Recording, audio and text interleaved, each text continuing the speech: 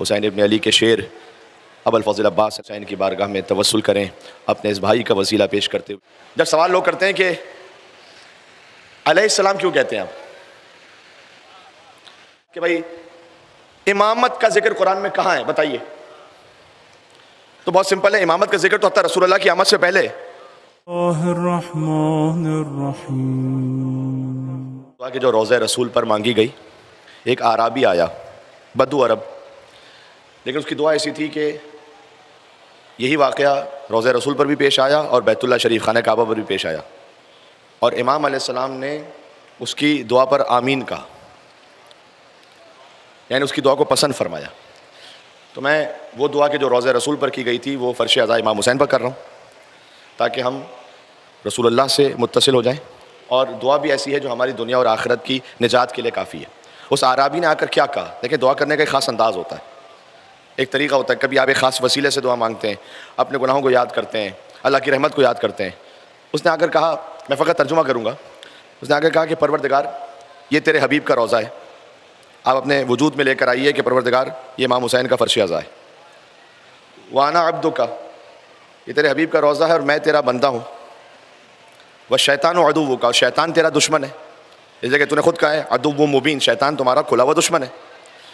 تو یہ تیرے حبیب کا مقام ہے، میں تیرا بندہ ہوں، شیطان تیرا دشمن ہے۔ اگر تو نے میرے گناہوں کو معاف کر دیا تو تیرے حبیب راضی ہو جائیں گے، خوش ہو جائیں گے، تیرا بندہ وہ کامیاب و کامران ہو جائے گا، تیرا دشمن غصے میں آ جائے گا، شیطان۔ دعا کا انداز دیکھیں آپ کہ اگر تو نے مجھے معاف کیا تو میں کامیاب ہو جاؤں گا، تیرا دشمن نامراد ہو جائے گا، شیطان جس نے مجھے بہکایا تھا، اور تیرے حبیب خوش اور راضی ہو جائیں گے، اس لیے کہ میں معاف کر دیا گیا تیری بارگاہ میں۔ اور اگر تو نے مجھے معاف نہیں کیا تو تیرا دشمن خوش ہوگا، شیطان خوش ہوگا نا کہ اس کو معافی نہیں مل رہی، میں نامراد ہو جاؤں گا، اور تیرے حبیب بھی شاید محزون ہو جائیں کہ بندہ معاف نہیں ہو سکا۔ تو اس سے بہت زیادہ کریم ہے کہ تو اپنے حبیب کو محزون کر دے، اپنے دشمن کو راضی کر دے اور اپنے بندے کو ہلاک کر دے۔ تو اگر تو مجھے معاف کر دے گا تو تیرا بندہ ہلاک ہونے سے بچ جائے گا، تیرے حبیب راضی ہو جائیں گے، تیرا دشمن اس کا منہ کالا ہو کر ہمیشہ کے لیے نامراد ہو جائے گا۔ تو پروردگار اس خاطر، میری لیاقت اور اہلیت نہیں، اس خاطر مجھے معاف فرما دے کہ تیرے حبیب راضی ہو جائیں۔ اور پھر اس کے بعد اس نے کہا کہ پروردگار جو کریم عرب ہے نا، عرب کے کریم ہوتے تھے، ان کا طریقہ یہ ہوتا تھا کہ جب وہ مر جائیں دنیا سے تو ان کی قبر پر لاتے تھے ان کے غلاموں کو اور آزاد کرتے تھے۔ تو پروردگار اب اس نے کہا کہ میں تیرے رسول کا عبد اور بندہ ہوں، اور میں وہی جملہ اس طرح سے دہرا رہا ہوں کہ پروردگار میں عبد حسین ابن علی ہوں جو ان کے فرش پر ہوں، اور میں یہاں اس خاطر حاضر ہوا ہوں تو مجھے میرے گناہوں کی قید سے آزاد کر۔ تو سید العالمین ہے، اگر تو نے مجھے آتش جہنم سے آزاد کر دیا تو حبیب راضی ہوں گے، یہاں کہہ رہا ہوں کہ میرے مولا حسین راضی ہوں گے۔ اس کے بعد اس نے ایک صلوات پڑھی، آپ بھی صلوات بھیج دیں دعا کی قبولیت کے لیے، محمد وعلی محمد علیہ السلام پر۔ یہیں سے میں جڑ گیا امامت کے اس موضوع پر کہ امامت ہمارا ایک ڈیوائن ریئلٹی ہے، کوئی فقط ایک سیاسی عہدہ نہیں ہے، اسی خاطر ہے کہ دنیا کے کسی شورا سے بنایا نہیں جا سکتا۔ دنیا کے 7 ارب انسان مل کر کسی ایک کو ووٹ دیں، وہ امام نہیں بنے گا۔ امام وہ بنے گا جسے اللہ نے بنایا ہے، چاہے وہ دنیا کے مصائب کی وجہ سے زندان ہی میں کیوں نہ ہو۔ دیکھیں میں ایک مثال دے رہا ہوں، میں صدر اسلام کی مثالیں تو دے نہیں سکتا نزاکت کی وجہ سے حالات کی، میں کوئی بنی عباس کے زمانے کی ایک مثال دے رہا ہوں تو آپ خود سمجھ جائیں کہ پھر کیا ہے۔ ہارون رشید تخت پر ہے ظاہر میں، امام موسیٰ کاظم علیہ السلام زندان میں، ظاہر طور پر امام موسیٰ کاظم علیہ السلام کے پاس کوئی بھی نہیں کہ وہ ان سے امامت کا کوئی درس حاصل کرے، زندان میں۔ امام زندان میں رہتے ہوئے بھی علیہ السلام ہے، وہ تخت پر بیٹھ کر بھی لعنت اللہ علیہ۔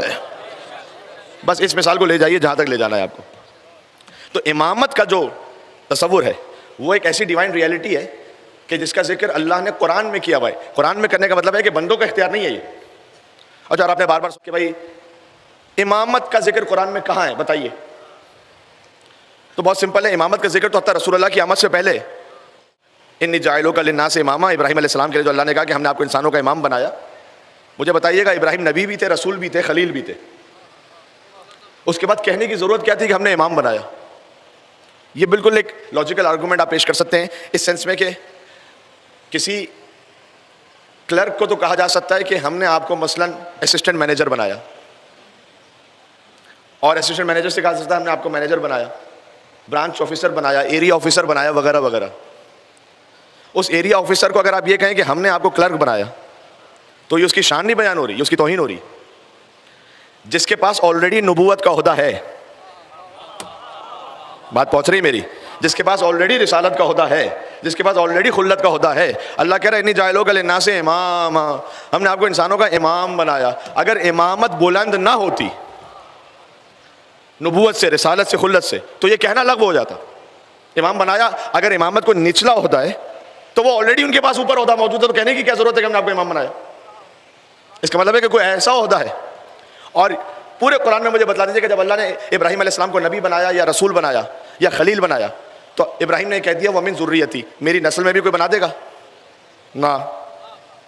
لیکن جیسے ہی کہا انی جاعلک للناس امام، ہم نے آپ کو امام بنایا، قال وَمِن ذُرِّيَّتِي، کیا میری جنریشن میں بھی کوئی امام ہوگا؟ اے ابراہیم آپ کیوں نہیں کہتے کہ کیا میری نسل میں کوئی نبی بھی ہوگا، کوئی رسول بھی ہوگا؟ امام کے لیے جب اللہ کہتا ہے میری نسل میں امام ہوگا، وہ ابراہیم کا جواب یہ ہو کہ میں اللہ سے وہ عہدہ کیوں مانگوں جو ایک دن ختم ہو جانے والا ہے؟ وہ عہدہ مانگ رہا ہوں کہ جو اللہ قیامت تک باقی رہنے والا ہے، وہ ہے امامت کا عہدہ. تو امامت اس آیت سے ثابت ہوا کہ نبوت سے بلند ہے. ہاں ایک نبوت خاصہ وہ ہے جو امامت سے بھی بلند ہے، وہ جو حضور مکرم کی ہے، اس لیے کہ وہ افضل کائنات ہے. تو اللہ کے عہدوں کی ترتیب کیا ہوئی کہ نبی ہیں، ان سے اوپر رسول ہیں، اولو العزم نبی ہیں. پھر اللہ نے ابراہیم علیہ السلام کو اولو العزم نبی ہونے کے باوجود بھی کہا ہم نے آپ کو امام بنایا، تو پھر ایک امامت عہدہ ہے. اور امامت ساری نبوت کے عہدے سے بلند ہے سوائے ایک نبوت خاصہ کے جو سرکاری ختمی مرتبت کو حاصل ہے. اللہ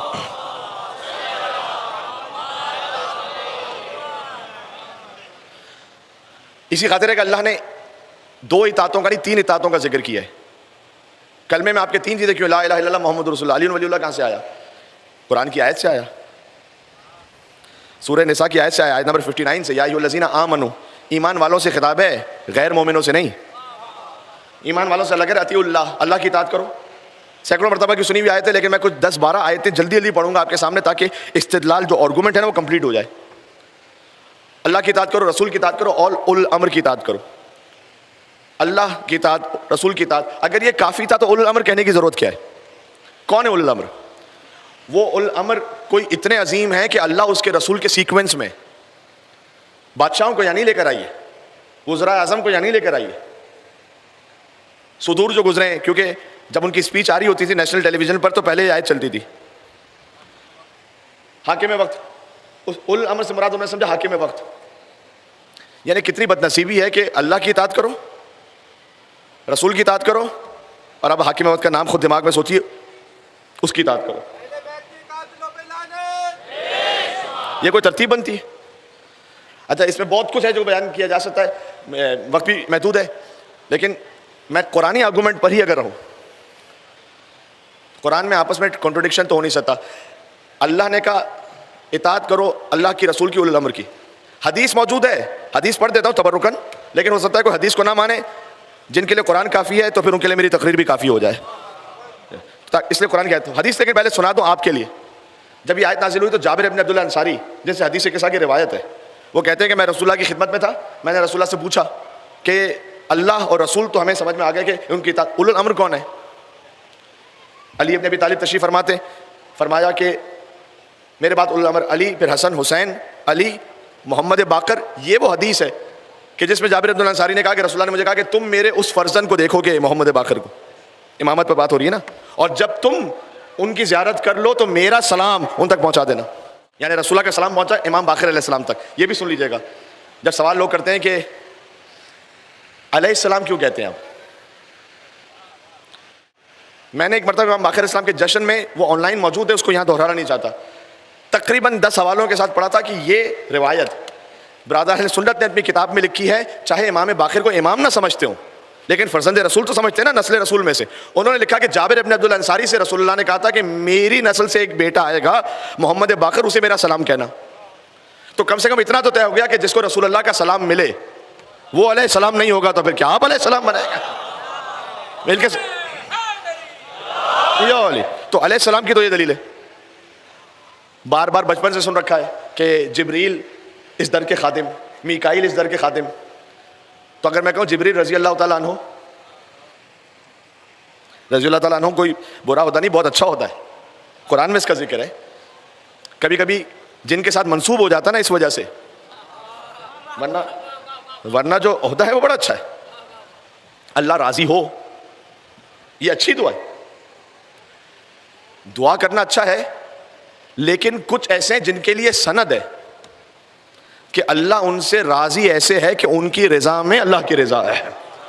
جی جی, تو جس کے لیے جو مقام ہے اس کو اس مقام سے یاد کیا جائے. ان پر اللہ کا درود و سلام ہے, لہٰذا ان کو علیہ السلام کہتے ہیں.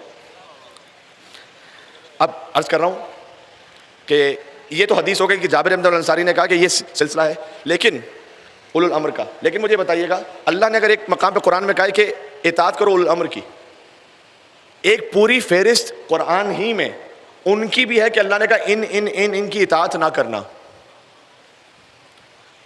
جن کی اطاعت نہ کرنا, کم سے کم وہ تو اولو الامر نہیں ہو سکتے.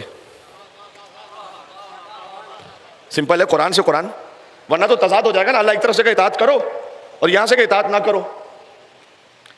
اللہ کہے کہ اولو الامر کی اطاعت کرو تاکہ تم خطا نہ کرو, پھر کہے کہ ان کی اطاعت نہ کرو, اور اگر ان کی اطاعت اسی میں اولو الامر شامل ہے تو ایک طرف سے اللہ کہہ رہا ہے خطا نہ کرو, ایک طرف سے کہہ رہا ہے خطا کرو.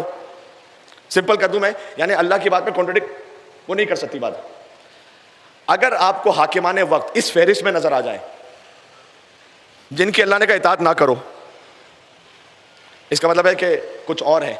اب سن لیجئے گا کن کن کی اطاعت نہ کرو. 12 آیتیں, ساری نہیں پڑھوں گا, یعنی ہر آیت کو تفصیل سے نہیں, خالی وہ ٹکڑا. اس کو آپ آرام سے خود بھی قرآن میں سرچ کر سکتے ہیں جو اس بات کی لیاقت رکھتے ہیں. اطیعو سے اپوزٹ ہے لا تطع, اطاعت نہ کرو. پلورل ہے لا تطیعو, ان سب کی اطاعت نہ کرو. لا تتبع, ان کا اتباع نہ کرو. لا تتبعوا, یہ 4 الفاظ سرچ کیجئے, آپ کو قرآن میں 12 آیتیں مل جائیں گی. اللہ نے سورہ کہف میں کہا لا تطع من اغفلنا قلبہ, اس کی اطاعت نہ کرنا کہ جس کا دل غافل ہے. یاد رکھنا. واتبع ہواہ, اسی آیت میں کہا اس کی اطاعت نہیں کرنا کہ جو اپنی خواہشات نفس کی پیروی کرے, اس کی اطاعت نہیں کرنا. وکان امرہ فرطا, اس کی اطاعت نہیں کرنا جو اپنے معاملات میں حد سے گزر گیا ہے. اللہ نے سورہ فرقان میں کہا فلا تطع الکافرین, کافروں کی اطاعت نہیں کرنا. پتہ چلا اولو الامر کوئی بھی ہو وہ تو نہیں ہو سکتا جو کبھی کافر رہ چکا ہو.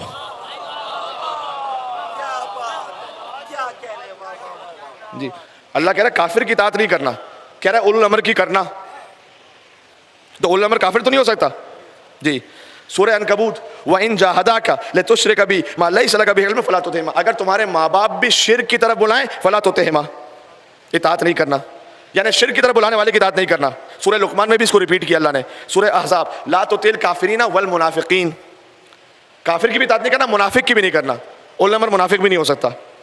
سورہ قلم لا تطع المکذبین, جھوٹے کی اطاعت نہیں کرنا. چھٹی عید ولا تطع کل حلاف مہین, بار بار قسمیں کھانے والی کی اطاعت نہیں کرنا. مہین کسی پست انسان کی اطاعت نہیں کرنا. حماز مشاء بنمیم, چغل خور تانے دینے والی کی اطاعت نہیں کرنا. مناع للخیر, خیر سے روک دینے والی کی اطاعت نہیں کرنا. معتد اثیم, حد سے بڑے ہوئے گناہ گار کی اطاعت نہیں کرنا. عتل بعد ذلک زنیم, جو حد سے بڑھنے کے بعد بد نسب بھی ہو. زنیم, زنیم کا لفظ قرآن میں ہے, اس لیے میں اس کی وضاحت کہہ رہا ہوں, ورنہ میں نہ کرتا, کیونکہ قرآن کا لفظ ہے. زنیم ہی سے ہے نعوذ باللہ من ذالک, زنا کا لفظ, یعنی جو زنیم ہے اس کی اطاعت. اولو الامر کوئی بھی ہو, اتنا تو طے ہے کہ اس کا نسب پاک ہونا چاہیے. جی, اللہ کہہ رہے ورنہ اس کی اطاعت نہیں کرنا جو نسب سے برا ہے. ولا تطع منہم عاصما کفورا, سورہ دہر, گناہ گار کی اور کفران نعمت کرنے والے کی بھی اطاعت نہیں کرنا. ولا تطیعوا امر المفسدین مسرفین, سورہ شورى میں کہا اسراف کرنے والے کی اطاعت نہیں کرنا. سورہ بقرہ میں کہا لا تتبعوا خطوات الشیطان, شیطان کے راستے پہ چلنے والے کی اطاعت نہیں کرنا. سورہ اعراف میں کہا لا تتبع سبیل المفسدین, فساد کرنے والے کی اطاعت نہیں کرنا. سورہ یونس میں کہا لا تتبع سبیل الذین لا یعلمون, جو علم نہ رکھتا ہو, جاہل ہو, اس کی اطاعت نہیں کرنا. یہ فہرست آ گئی آپ کے سامنے, ایک ایک لفظ میں سن لیں. یعنی اللہ نے کیا کہا, جس کا دل غافل ہو اس کی اطاعت نہیں کرنا, خواہشات نفس والے کی اطاعت نہیں کرنا, حد سے گزرے ہوئے کی اطاعت نہیں کرنا, مشرک یا شرک کی طرف بلانے والے کی اطاعت نہیں کرنا, کافر کی نہیں کرنا, منافق کی نہیں کرنا, جھوٹ بولنے والے کی نہیں کرنا, گناہگار کی نہیں کرنا اطاعت, کافر کی نہیں کرنا, کفران نعمت کرنے والے کی نہیں کرنا, اسراف کرنے والے کی نہیں کرنا, شیطان کے راستے پہ چلنے والے کی نہیں کرنا, فساد کرنے والے کی نہیں کرنا, جو جاہل ہے اس کی اطاعت نہیں کرنا, بد نسب کی اطاعت نہیں کرنا, چغل خور کی نہیں کرنا, تانے دینے والے کی نہیں کرنا, بار بار قسمیں کھانے والے کی نہیں کرنا, خیر سے روکنے والے کی اطاعت نہیں کرنا. مجھے پتا ہے اس کے بعد معصوم کے علاوہ بچتا کون ہے کہ جس کی اطاعت کی جائے؟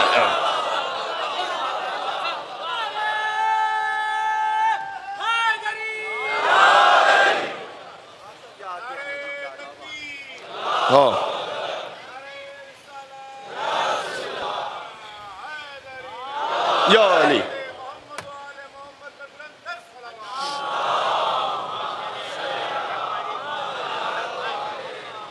اچھا, یہ قرآن کے علاوہ کچھ اور تو نہیں پڑھا میں نے؟ بس میں صرف اتنا کہنا چاہ رہا ہوں کہ جب کبھی آپ یہ کہیں کہ جناب آپ یہ لا الہ الا اللہ محمد رسول اللہ کے ساتھ علی ولی اللہ کیوں کہتے ہیں, تو سوال ایک ہے کہ علی ولی اللہ ہم اس لیے کہتے ہیں کہ اللہ نے کہا اولو الامر کی اطاعت کرنا, اور بتاؤ علی اور اولاد علی کے علاوہ جو اس والی فہرست میں نہ آتا ہو, جو اس فہرست میں, ہاں جب آپ نام لیں گے تو ہم بتائیں گے کہ وہ ایک میں نہیں 12 کے 12 کی آیتوں میں شامل ہے وہ. بھائی اگر فرض کیجئے اللہ نے کہا نا کافر بھی ہو تو اطاعت نہیں کرنا, منافق بھی تو نہیں کرنا, بد نسب بھی ہو تو نہیں کرنا, جھوٹا بھی ہو تو نہیں کرنا, ایک بھی ہو تو نہیں کرنا. آپ کوئی جھوٹا بھی ہو, بد نسب بھی ہو, منافق بھی ہو, کافر بھی ہو, تو اس پر تو لمبا کراس ہے نا. مل کے صلوات بھیجو محمد وعلی محمد علیہ السلام پر.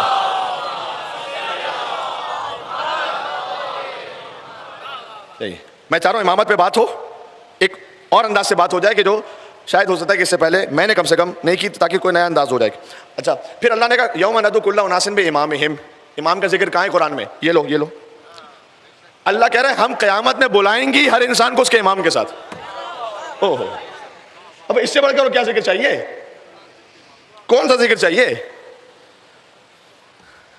یہاں اللہ کو کہنے میں کیا مشکل تھی کہ یوم ندعو کل اناس برسولہم, ہر انسان کو رسول کے ساتھ بلائیں گے؟ نہ نہ نہ, رسول کے ساتھ اٹھنے بیٹھنے والے بہت سے,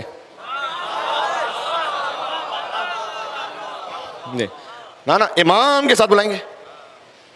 یہ بھی اللہ نے نہیں کہا, ہر انسان کو اس کے اعمال کے ساتھ بلائیں گے.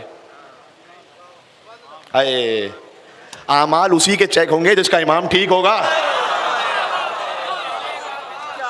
مل کے صلوات بھیجو علی اور اولاد علی پر بلندتر محمد والے.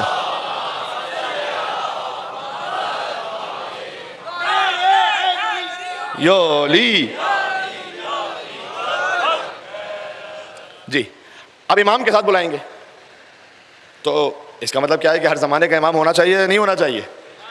بھائی مجھے اگر قیامت میں آپ کو سب کو پوری دنیا کو امام قیامت میں بلایا جائے گا یا نہیں بلایا جائے گا, تو کون سے امام کے ساتھ بلایا جائے گا؟ اگر امام ہوگا تو بلایا جائے گا نا ساتھ میں. وجود حضرت حجت پر دلیل ہے آیت, اور کل بھی اس پہ بات کروں گا انشاءاللہ حضرت حجت کے وجود پر قرآن سے, کیونکہ موضوع تسلسل میں امامت ہے. آج ایک مقام پہ پہنچے گا, کل وہاں سے شروع ہوگا انشاءاللہ. اب زمانے نے امام بنائے بغیر کسی پر ذرہ برابر بھی کوئی ایک اشارتاً بھی طنز کیے بغیر. فقط میں تاریخ آپ تک دہرا دوں, صادق علیہ محمد کے زمانے میں بھی کچھ امام بنے جنہوں نے فقہ اپنی رائج کی.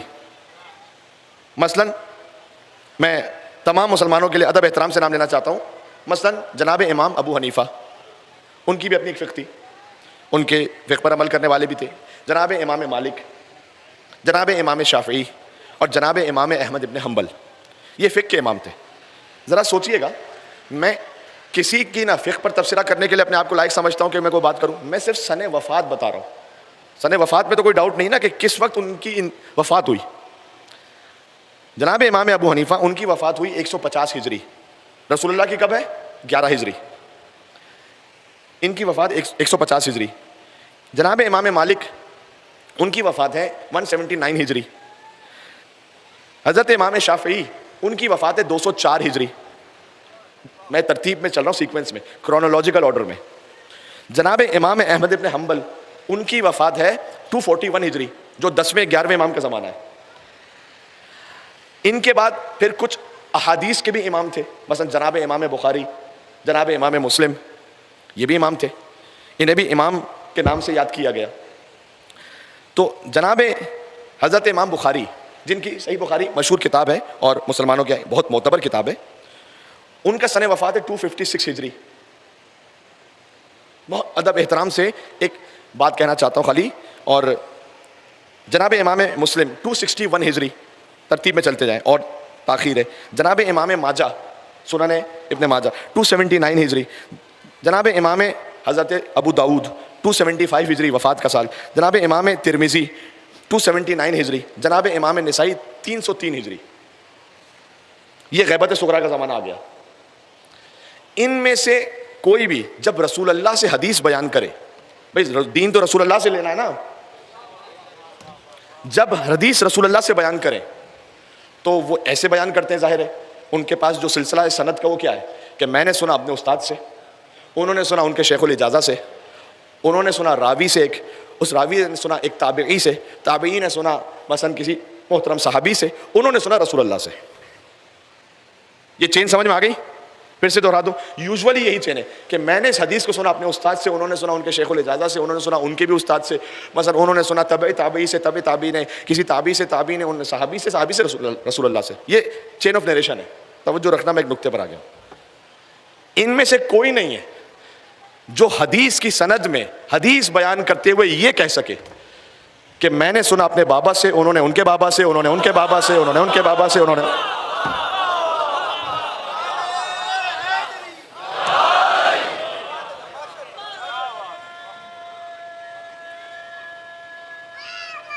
مل کے کہنا ذرا.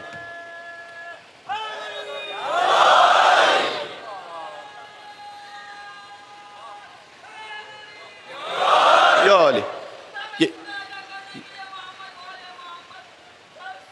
علی اولاد علی، اللہم صلی.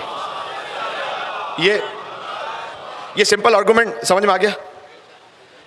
کوئی نہیں ایسا جو یہ کہہ سکے کہ میں نے سنا اپنے بابا سے، ان کے بابا سے، انہوں نے ان کے بابا سے، انہوں نے ان کے بابا سے، انہوں نے ان کے بابا سے، انہوں نے ان کے بابا سے، انہوں نے ان کے بابا سے، انہوں نے ان کے بابا سے، انہوں نے ان کے بابا سے، انہوں نے ان کے بابا سے، انہوں نے رسول اللہ سے.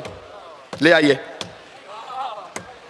کوئی ایسی سند لے آئیے، میں وہیں پہ ماتھا ٹیک دوں گا اپنا وہاں پہ. جی آگے بات کرنے کی ضرورت ہی نہیں. جب مولا حسن عسکری حدیث کو بیان فرمائے، ذرا دیکھیں تو صحیح کتنا پیور اور خالص سلسلہ ہے یہ، کتنا طیب و طاہر سلسلہ ہے.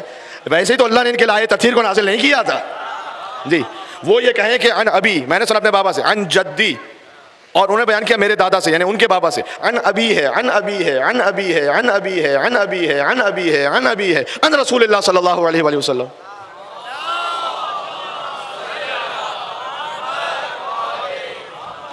لائیے نا کوئی خاندان. امامت پہ بات ہو رہی ہے، ذہن میں رکھیں. آ جائے. اب اس فقیر کا کہا ہوا پہلے کا ایک نقطہ ہے، میں اس کو اشارتاً پڑھ کے آگے بڑھ رہا ہوں. اسی سے حدیث ہے سلسلۃ الذہب، امام رضا علیہ السلام. سلسلۃ الذہب یاد ہے؟ سلسلہ چین، ذہب یعنی گولڈ، گولڈن چین. یہ کیوں گولڈن چین کہا گیا اس حدیث کو؟ اس لیے کہ حدیث خالی معصوم سے نہیں ہے، راوی بھی سارے معصوم ہیں.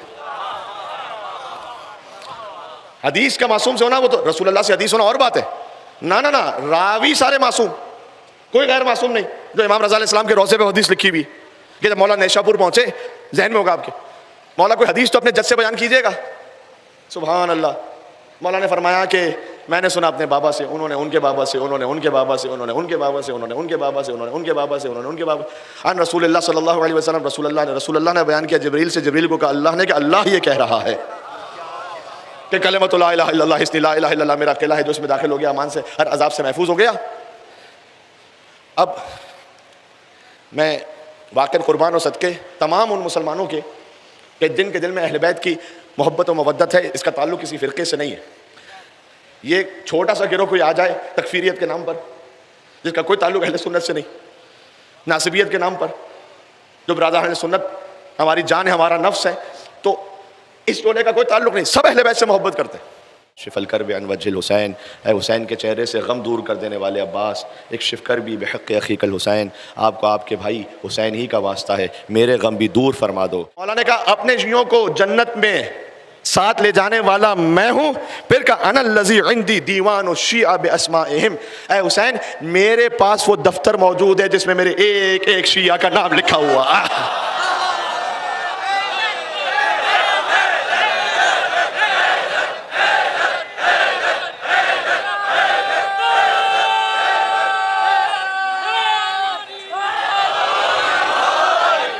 آپ کا نام ایک ایک نام لکھا ہوا ہے, علی کے پاس ایک ایک نام لکھا ہوا ہے. سبحان اللہ سبحان اللہ. آگے بڑھو, بس اپنے وجود میں اس کو لطف محسوس کر لیجیے گا. علی کے پاس میرے بچوں کا نام لکھا ہوا ہے اس دفتر میں. مولانا نے کہا میرے ایک ایک شیعہ کا نام میرے پاس لکھا ہوا ہے. کتنا مزہ آئے گا جب قیامت میں پہنچیں گے, اس دفتر کو کھولیں گے, میرا نام کہاں لکھا ہوا ہے. ہائے ہائے ہائے ہائے. بھائی ایک اور نعرہ حیدری کہہ دو جلدی سے بس انشاءاللہ. یا علی, بس جلدی جلدی پڑھتا جا رہا ہوں, مسائل کا بھی بیان ہونا ہے. میں وہ ہوں کہ اپنے شیعوں کو جنت میں لے کے جاؤں گا. میرے پاس میرے شیعوں میں سے ایک ایک کا نام لکھا ہوا ہے. میں اون المومنین کی مدد کرنے والا میں ہوں. مومنین کی شفاعت رب العالمین کی بارگاہ میں کرنے والا میں ہوں. انا ضارب بالسیفین, 2 تلواروں سے ایک ساتھ لڑنے والا میں ہوں. 2 نیزوں کو ایک ساتھ چلانے والا میں ہوں. بدر و حنین میں قاتلوں کو کافروں کو قتل کرنے والا میں ہوں. احد میں دشمنوں کے قدم اکھاڑ دینے والا میں ہوں. ابن عبدود کو خندق میں پچھاڑنے والا میں ہوں. خیبر کے در کو اکھاڑنے والا میں ہوں. مولا کہتے جا رہے ہیں.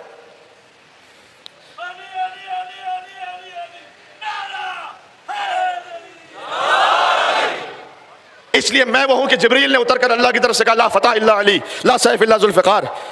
مکہ انا صاحب و فتح مکہ, مکہ فتح کرنے والا بھی میں ہوں. روب و جلال حیدری سے فتح ہوا تھا, ویسے نہیں فتح ہوا تھا مکہ. فاتح مکہ بھی میں ہوں. انا کاسر اللات, رسول اللہ کے شانے پر بلند ہو کر لات کو گرانے والا, عزا کو توڑنے والا, حبل کو پاش کرنے والا, منات ثالثہ کو اکھاڑ کے پھینکنے والا, کتف نبی پہ بلند ہو کر یغوث اور یعوق اور نصرہ کو توڑ دینے والا. یہ سارے بتوں کے نام ہیں, وہ میں ہوں. اللہ کی راہ میں قاتلوں کافروں کے ساتھ قتال کرنے والا میں ہوں. رکوع میں انگوشتری زکوٰۃ میں دینے والا میں ہوں. رسول اللہ کے بستر پر سونے والا میں ہوں. روایت ختم ہو رہی ہے, میرے ساتھ چلنا. رسول اللہ کے بستر پر سونے والا میں ہوں. انا الذی یخاف الجن من باسی, گمراہ جنوں کو ڈرانے والا بھی میں.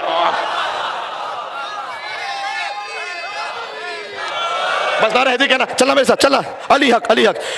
میں وہ ہوں کہ جس کے ذریعے سے اللہ کی عبادت کی گئی. میں اللہ کا ترجمان ہوں, میں اللہ کا علم ہوں, میں رسول اللہ کے علم کا ظرف ہوں. اہل جمل و صفین کے رسول اللہ کے بعد میں جہاد کرنے والا ہوں. قسیم الجنت والنار میں ہوں.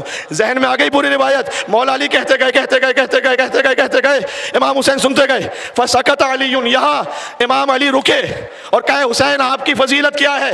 حسین نے علی کی طرف دیکھا, کہا بابا میری پہلی فضیلت یہ ہے کہ میں علی ابن ابی طالب کا بیٹا ہوں.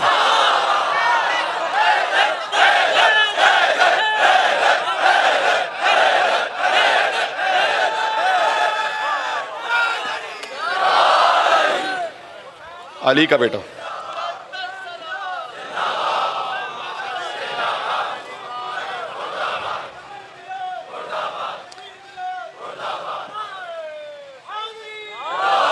یہ امامت سمجھ میں آ گئی میرے بھائی.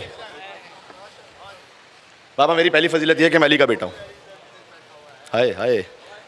اس کے بعد مولا نے کہا, مولا حسین نے کہا بابا میری فضیلت یہ ہے کہ میرے بابا آپ کے بابا سے بھی افضل, کہ میری والدہ آپ کی والدہ سے بھی افضل, میرے نانا آپ کے نانا سے افضل, میرا بھائی آپ کے بھائی سے افضل. ہاں. اس کے بعد امام حسین علیہ السلام اٹھے, روایت وقت تمام ہو رہا ہے, اور آ کے روایت میں اتنا قباؤ, علی کی گردن میں اپنے ہاتھ ڈال دیے 6 برس کے حسین نے. اور اب حسین چومتے جاتے تھے اپنے بابا کی گردن کو, کبھی رخسار کو, کبھی, اور علی پلٹ کر کبھی حسین کے سر پر کبھی پیشانی پہ بوسہ دیتے تھے. اور حسین یہ کہتے تھے کہ بابا شرف تو آپ ہی کا زیادہ ہے, ہائے ہائے ہائے, شرف تو آپ ہی کا زیادہ ہے, لیکن میں اپنے آبا و اجداد میں آپ سے بھی زیادہ افخر ہوں, یعنی زیادہ فخر مجھے ہے کہ جو اللہ نے مجھے آبا و اجداد دیے. جیسے میری ماں ہے ویسے کسی کی ماں نہیں. حسین کی ماں فاطمہ ہیں جنہوں نے عباس کو اپنا بیٹا کہا. جس معراج پہ جا کر آپ نے مصائب فضائل کو سنا ہے, اور ایک وجز کی کیفیت مجھے خود محسوس ہوا کہ بس یا ابو الفضل عباس, حسین نے آپ کو پکارا. 2 لاشیں ایسے تھے جو خیموں میں نہیں آئے, ایک عباس کا لاشا, ایک حسین کا لاشا. عباس کا لاشا اس لیے کہ مولا سکینہ سے کہہ کے آیا تھا چھوٹے چھوٹے بچے پیاسے ہیں مولا, میرا لاشا یہیں چھوڑ دیجیے گا. اسی لیے معمولاً, میں 100% نہیں بات کر رہا, لیکن معمولاً تبرکات میں کیا ہوتا ہے, ہر شہید کا تابوت اڑتا ہے, عباس کا تابوت نہیں اڑتا. اس لیے کہ عباس کا لاشا نہیں اٹھ سکا تھا, عباس کا علم اٹھتا ہے. بڑا ناز تھا ام المنین کو ابو الفضل عباس پر, لہٰذا کہتی تھی عباس لوگ مجھے بتاتے ہیں تیرے بازو قلم کیے گئے. مدینہ میں کہتی تھی لوگ مجھے بتاتے ہیں تیرے سر پر گرز مارا گیا. عباس کا جو یتیم بچہ تھا نا اسے بٹھا کر ام البنین روتی تھی اور کہتی تھی عباس مجھے یقین نہیں آتا تو اتنا طویل القامت اور شجاع تھا, کس کی جرت تھی تیرے سر پر گرز مارتا. لیکن عباس جب میں یہ سنتی ہوں کہ سکینہ کو تماچے مارے گئے عباس, جب میں سنتی ہوں کہ زینب کی چادر چھین لی گئی عباس, جب میں سنتی ہوں کہ عابد بیمار کو ہتھکڑیاں پہنائی گئی, تو مجھے یقین آ جاتا ہے کہ تیرے بازو قلم ہو گئے ہوں گے, اس لیے کہ اگر تو زندہ ہوتا تو کس کی جرت ہوتی زینب کے سر سے چادر چھینتا. یا ابو الفضل عباس بار بار آ کے کہتے تھے کہ مولا کیا مجھے اذن ہے مولا. جانتے ہو نا عباس کا سر وہ نو کے نیزہ پہ نہیں ٹھہرتا تھا, زمین پہ بار بار گرتا تھا. کتنے مصائب ہیں جو جتا ہیں ابو الفضل عباس کے. اور جب پوچھا جائے کہ مولا وہ سر کیوں نہیں ٹھہرتا, کہ جس نے کبھی اپنے گھر میں بھی بہنوں کو بے چادر نہ دیکھا ہو, وہ کوفہ اور شام کے بازاروں میں زینب کا کھلا سر کیسے دیکھتا. آئے عباس سب سے طویل القامت ہے عباس, لیکن شہیدوں میں سب سے چھوٹی قبر ہے ابا. اصغر بے شیر جیسی قبر ہے عباس. اے مولا اتنے طویل القامت چھوٹی قبر کیوں؟ اس لیے کہ ظالموں نے اتنی تلواریں ماری عباس کے لاشے پر, علی کے بدلے عباس سے لیے لاشا ٹکڑا ٹکڑا ہو رہا تھا. چادر کو منگوایا گیا اور مولانا زین العابدین نے چادر میں عباس کے لاش کے ٹکڑوں کو رکھ کر دفن کیا. اللہ اکبر. کہا مولا مجھے اجازت ہے کہ میں جاؤں مقتل میں. عباس تم تو میرے لشکر کے علمدار ہو. فنظر الی یمین و شمال, داہنے دیکھا کوئی نہیں تھا, بہنے دیکھا کوئی نہیں تھا. مولا وہ لشکر کہاں رہا جس کا میں علمدار تھا. کہا نہیں عباس تمہارے وجود سے بیویوں کے دل کو ڈھارس ہے, سکینہ کے دیکھو آج حاضری برآمد ہو گیا. عباس کے نام کی حاضری, عباس کا علم. اب مجھے خود بتانا, آپ کے گھر میں بھی کبھی کوئی مشکل آ جائے, مائیں بہنیں سب سے پہلے کہاں جاتی ہیں دعا مانگنے کے لیے؟ وہ امام بارگاہ آئیں گی اور جہاں عباس کا علم لگا ہوگا نا, عباس کے علم پہ جا کے کہیں گی اے غازی میرے بچے کو شفا دے دو غازی. عباس کے علم پہ کہیں گی اے غازی تم باب الحوائج ہو, میں حاجات کی برابری کے لیے آئی ہوں. جملہ کہہ رہا ہوں مصائب کا یا حسین کہہ کے پہنچ جائے. جو میری آپ کی بہنوں کا اتنا بڑا سہارا ہے, وہ حسین کی بہنوں کا کتنا بڑا سہارا ہے. بس عباس تم تو زینب کے دل کا قرار ہو, بیوی ام کلثوم کے دل کی ڈھارس ہو تم. عباس میں تمہیں کیسے اجازت دوں؟ عباس سر جھکا کر چلے. دیکھا چھوٹے چھوٹے بچے, آج 7 محرم ہو گئی, یاد دلا دوں العطش, العطش. شاید اسی خاطر آج عباس کا ذکر ہوتا ہے. سقائے حرم مار دیا گیا. سکینہ کی العطش کی صدائیں ہیں. عباس گئے, جب خیموں میں گئے نا تو چھوٹے بچے, مقتل میں لکھا ہوا ہے کہ مشق تو خشک ہو چکی تھی, جو تھوڑی مشق کی ٹھنڈک ہوتی تھی نا وہ اپنے شکم پہ لگا کر, اپنے سینے پہ لگا کر العطش العطش العطش. عباس نے سکینہ کو گود میں لیا, آئے حسین کے پاس. حسین نے عباس کو دیکھا, کہا عباس بہت بڑی سفارش لے آئے. عباس جاؤ بچوں کے لیے پانی کی سبیل کرو. سکینہ سے کہا آج تو چچا کو بھیج رہی ہے, کل تماچے لگیں گے. چچا بہت یاد آئے گا. یا ابو الفضل عباس, جب بھی شام میں سکینہ کو تماچا لگا, عباس پکارا عباس. لیکن آئے ادب کے ساتھ شہزادی زینب کے پاس, ماں جیسی بہن کے پاس. آ کر عباس اور بی بی زینب میں تقریباً 20 سال سے اوپر کا فرق ہے. ماں بن کر پالا ہے بی بی زینب نے. آ کر کہا کہ اے شہزادی آپ سے اذن مانگنے آیا ہوں. کہ عباس میرے بابا نے بتایا تھا بازوؤں میں رسیاں باندھی جائیں گی.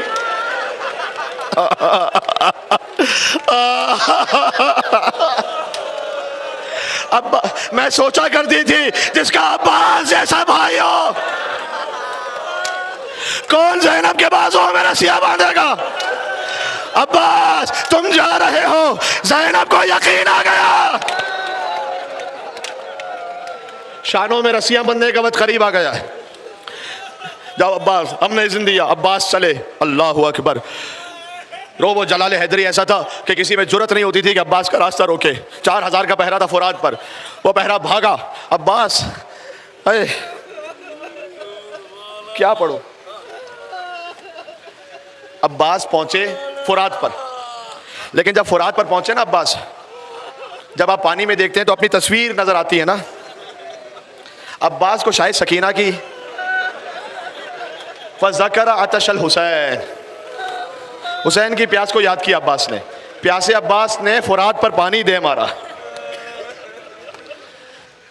مرثیہ امام کی سنت تھی پڑھنا اور پڑھانا، فرما کہ یہ سمند کو ڈالا فرات میں، گویا خضر اتر گئے آب حیات میں، دریا دل ایسا کون ہوا کائنات میں، تسمہ پکڑ کے مشک بھری ایک ہاتھ میں، کیوں ایک ہاتھ میں؟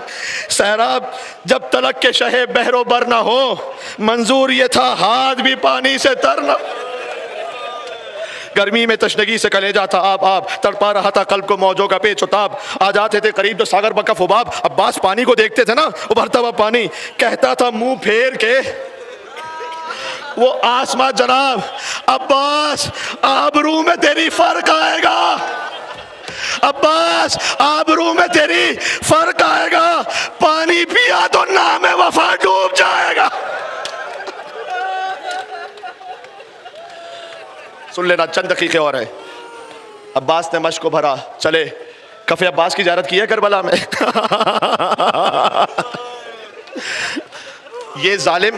یہ ظالم درختوں کی اور سے چھپ چھپ کر وار کرتے تھے عباس پر۔ حسین دیکھ رہے تھے دور سے، ایک وقت آیا عباس کا علم داہنے جرف جھکنا شروع ہوا۔ گریہ کر لینا، بس تسلسل میں جاری رکھنا۔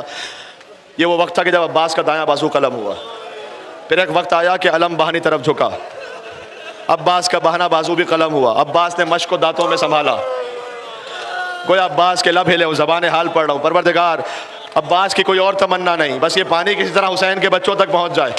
ہرملا کا تیر چلا، مشق سکینہ پر لگا، عباس کی آس ٹوٹ گئی، پانی بہنا شروع ہوا۔ عباس نے کہا پروردگار تیری اپنے مصلحت ہے، بس میری دعا یہ ہے کہ اگر یہ پانی بچوں تک نہ جائے تو میری لاش بھی خیموں میں نہ جائے۔ سکینہ سے وعدہ کر کے آیا تھا، گویا ندائے پروردگار آئی ہو عباس، ہم نے تمہاری کسی دعا کو رد نہیں کیا، یہ امتحان کا وقت ہے، لیکن ہم نے تجھے قیامت تک کے لیے باب الحوائج بنا دیا، جو آپ کے در سے مانگے گا اس کی دعا کو رد نہیں کروں گا عباس۔ ایک ذاکر کے خواب میں عباس نے آ کر کہا تھا تو میرے مصائب پڑھتا ہے، سب سے بڑی مصیبت کیوں نہیں پڑھتا؟ کہ سب سے بڑے مصائب کیا ہے؟ کہ جب بھی کوئی شہید گرتا تھا تو ہاتھوں کو بڑھا کے زمین کا سہارا لیتا تھا، جب میں زمین پر آیا تو میرے ہاتھ کٹ چکے تھے۔